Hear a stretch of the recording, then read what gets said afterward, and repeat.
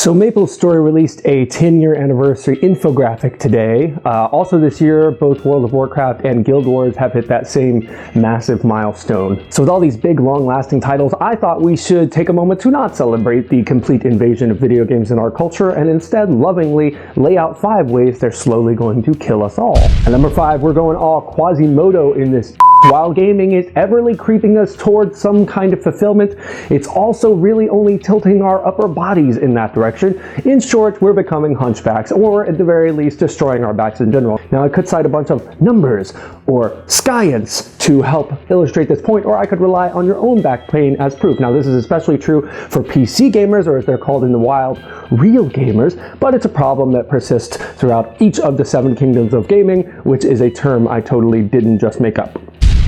Did you know that you're completely and utterly alone in the world?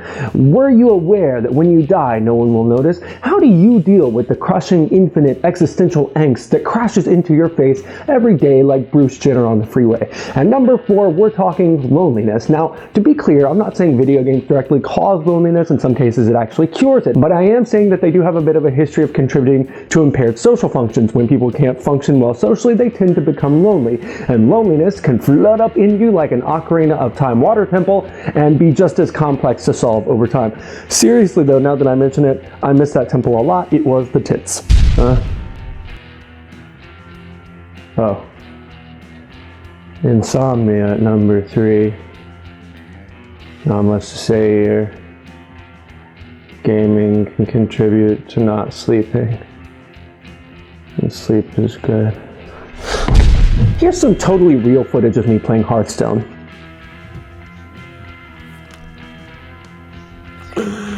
Hello.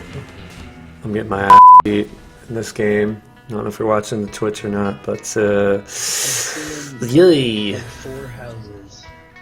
Oh yeah, that's right. Notice how freaked the out I am? That's called anxiety, and video games like life in general can have a huge impact on turning you from the Dos Equis guy into Martin Short on crack. While it may seem like the anxiety ends in gaming after the goal is met, there's actually research out there that suggests that that's not entirely true. The anxiety caused by video games can compound on the rest of the pile and erupt on a 12-year-old in voice chat faster than you can say you were adopted and no one will ever love you, Samantha. Now, obviously, anxiety has a whole mess of other factors, so the kinds of games you're playing is important, your state of mind before you start playing matters, and a whole bunch of other crap. Regardless, anxiety will f you right up, and video games will be at least partially responsible for that freaky breakdown when it occurs. Last up, could there be any other? Look at it. Oh, look at it. Look at it. At number 1, video games gonna make you fat, son. Now, just like everything else on this list, this is entirely situation dependent, and if you're exercising and eating well, video game playing probably won't have that large of an effect on your fat acidness. But we cannot deny that this is a problem for the majority of us gamers. In my world, it stems from childhood when I was programmed to learn that fun almost always happened inside, in front of a screen with a controller in my hand. Also, being from the South, my diet could have been a lot better than it was.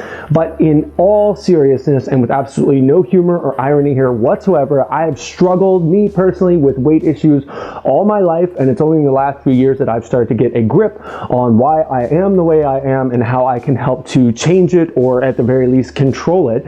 I feel nothing but sympathy, honest sympathy for people who battle their weight, not only because I've been there, but because it is hands down the undisputed king of killing people in my country and increasingly in other parts of the world as well. So it is a massive problem, no pun intended there, and gaming generally does very little to help fight it. Now, games focused on mobility have certainly started to change that trend, but in my opinion, those games aren't really targeted toward frequent or hardcore gamers.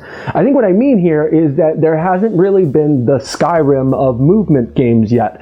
When that happens, I'm sure it's going to be a massive revolution, but until then, we're just going to have to battle this the old-fashioned way by eating well and getting off of our butt once or twice a week. So what do you think of this list? Did I miss an important way video games are slowly killing us all? Let me know in the comments below. I have been the Higgs from MMOplay.com. Please leave a comment, like the channel, subscribe to the channel, all that mess. I'll see you next time.